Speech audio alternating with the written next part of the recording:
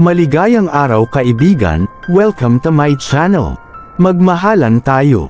Unang Juan 3 verse 11 to 18. Ito ang mensaheng narinig na ninyo sa simula pa, magmahalan tayo. Huwag tayong tumulad kay Cain na kampo ng dyablo. Pinaslang niya ang kanyang kapatid.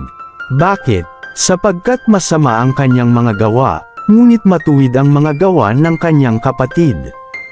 Kaya, mga kapatid, huwag kayong magtaka kung kinapopootan kayo ng sanlibutan. Nalalaman nating lumipat na tayo sa buhay mula sa kamatayan, sapagkat iniibig natin ang mga kapatid. Ang hindi umiibig ay nananatili sa kamatayan. Mamamatay tao ang napupuot sa kanyang kapatid, at nalalaman ninyong ang buhay na walang hanggan ay wala sa mamamatay tao. Dito natin nalalaman ang pag-ibig. Inialay ni Kristo ang kanyang buhay para sa atin. Kaya't dapat din nating ialay ang ating buhay para sa mga kapatid.